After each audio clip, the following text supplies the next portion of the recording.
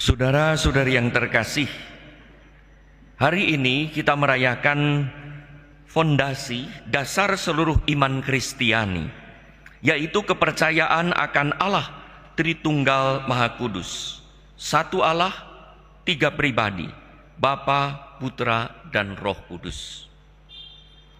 Allah yang adalah kasih mewahyukan diri dalam sejarah keselamatan dan dikenal dalam tiga pribadi tersebut.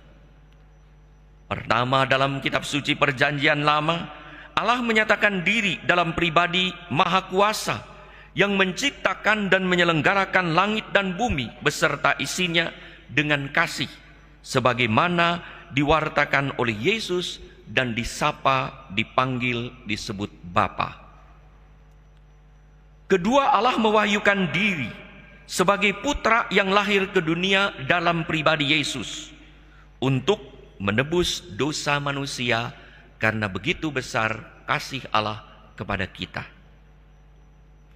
Ketiga, Allah hadir dan menyertai kita dalam pribadi Roh Kudus yang diutus oleh Yesus dalam kesatuan kasih dengan Bapa untuk menguduskan dan mengingatkan kita akan apa yang diajarkan dan dilaksanakan Yesus Putra Allah, gambaran sempurna Allah. Satu Allah, tiga pribadi dalam kesatuan kasih inilah yang disebut secara tegas oleh Yesus dalam perintah sebelum ia naik ke surga untuk membaptis dalam nama Bapa, Putra, dan Roh Kudus. Matius 28:19. Kesatuan Allah Tritunggal ini bukanlah semata untuk dimengerti sebagai bahan pengetahuan yang dicerna oleh akal budi dalam pikiran, karena kita tidak mungkin memahaminya secara penuh, karena kenyataan Allah Tritunggal Maha Kudus adalah suatu misteri yang patut kita imani.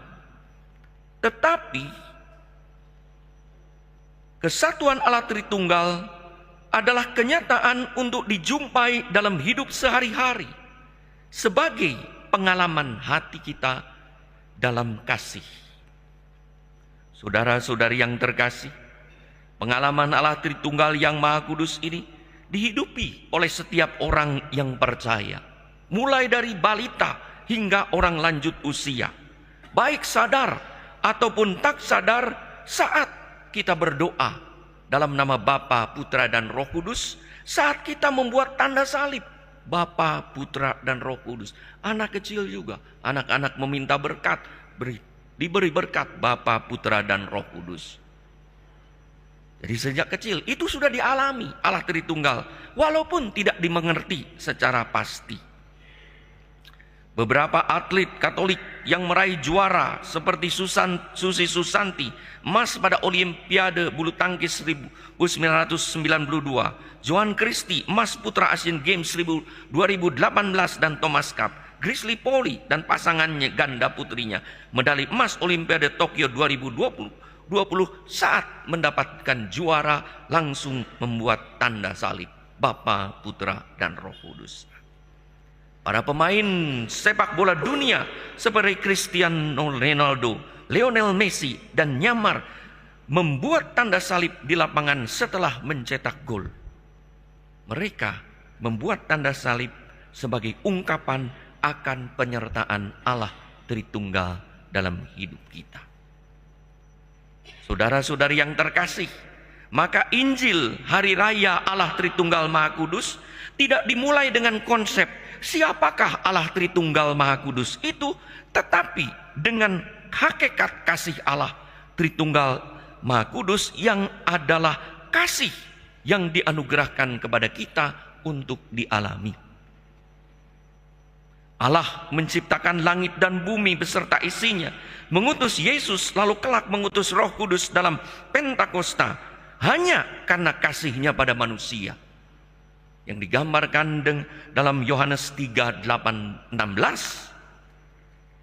Karena begitu besar kasih Allah akan dunia, sehingga ia mengaruniakan anaknya yang tunggal. Karena kasih Allah. supaya setiap orang yang percaya kepadanya tidak binasa, tetapi beroleh hidup yang kekal. Itulah ayat yang menjadi inti seluruh kitab suci. Luar biasa. Pada suatu hari ada pertemuan, ada pertanyaan, siapakah yang tahu ayat yang paling penting di dalam yang menyatakan isi kitab suci? Ada satu orang pemuda tunjuk jari. Saya kaget. Ternyata betul. Yohanes 3:16. Lalu dibacakan itu. Luar biasa. Dan memang itulah. Jadi semua misteri itu terjadi karena Allah menciptakan karena kasih-Nya. Allah mengutus putranya Yesus karena kasih-Nya. Allah mengutus rohnya, Roh Kudus, untuk menyertai dan menguduskan kita karena kasih-Nya. Kasih inilah yang diwartakan oleh Yohanes dalam suratnya 1 Yohanes 1:4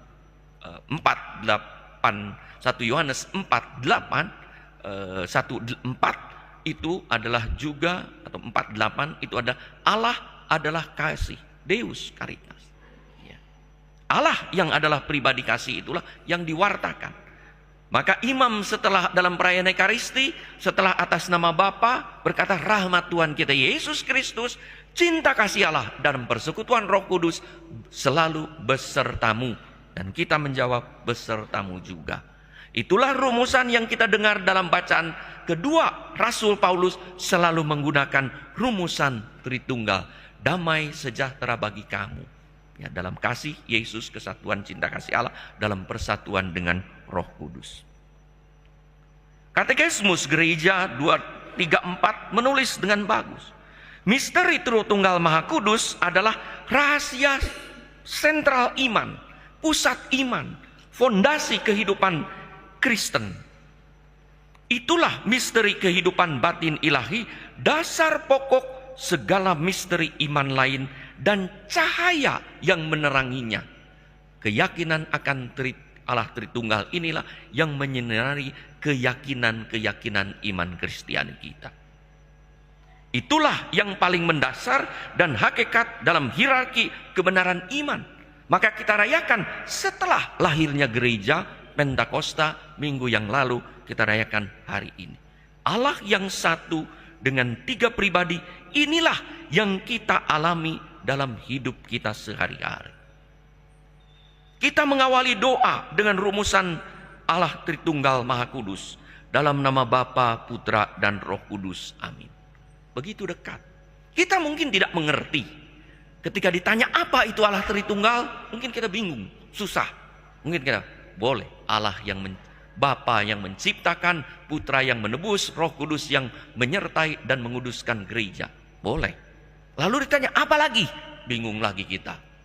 Ya, enggak apa-apa. Tapi kita alami, ya, karena kita mengalami kedekatan Allah.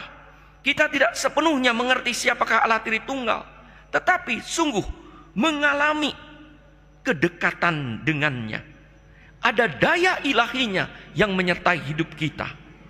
Ada kasihnya yang melindungi kita, hingga kita merasa sreg, pas, aman, dan nyaman ketika kita berseru Allah, Bapa, Putra, dan Roh Kudus, ketika kita membuat tanda salib Bapa, Putra, dan Roh Kudus untuk memohon berkat dan perlindungannya.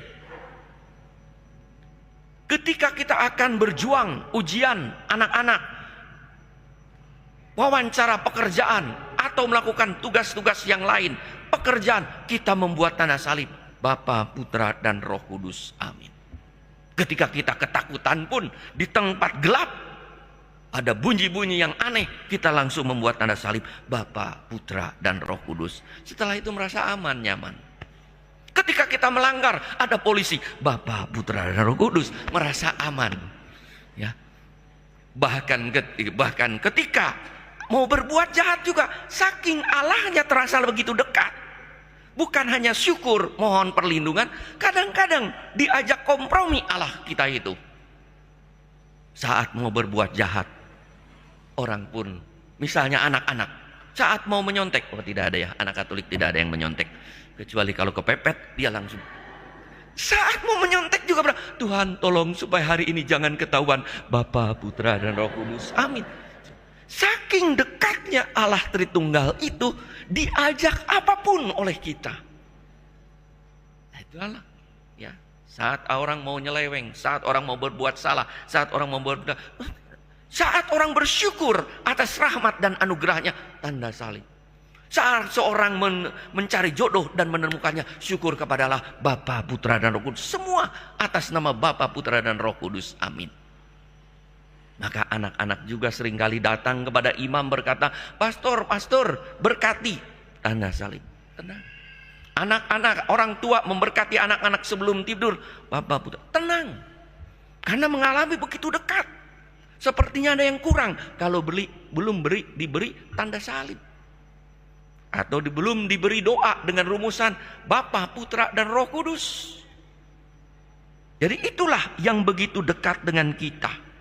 Ketika kita takut, sedih, susah, menderita, atau saat kita sukses, berhasil, bahagia karena mimpi terwujud, harapan terpenuhi, dan doa terkabul, kita langsung berkata syukur kepada Allah dengan doa kemuliaan kepada Bapa, Putra, dan Roh Kudus. Amin. Begitu dekat. Ketika ditanya siapa Allah, tidak tahu.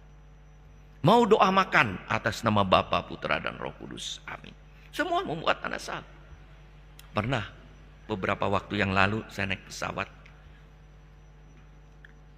Ada seorang bapak samping saya tuh, Katolik rupanya. Doa makan luar biasa. Seorang bapak hebat, berdoa, tapi kecil. Wah, saya juga kan Katolik. Saya Bapa, Putra, Kudus. Amin. Tidak, Bapak Katolik juga. Katolik, saya bilang. Bapak dari Bandung. Gerejanya mana? Katedral. Oh iya, zaman COVID dulu saya suka lihat uskup Bandung itu. Katedral. Iya, Bapak kenal? Kenal, saya bilang. Nggak tahu itu saya, gitu ya. Tapi yang menarik, bahwa segala diungkapkan dengan keyakinan Allah Tritunggal. Maka konsep Allah Tritunggal, betul kita paham sebagian, tetapi tidak bisa kita paham sepenuhnya. Dan itulah kenyataan, tetapi bagaimana kita mengalaminya. Maka di bacaan kedua juga berkata, Allah itu sumber damai dan sejahtera.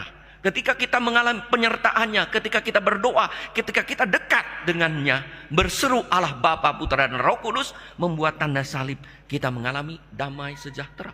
Ketika kita akan berbuat sesuatu yang tidak sesuai dengan kehendak Allah, membuat tanda salib, dan kita lalu sadar dan tidak jadi, lalu kita mengalami ada damai dan sejahtera.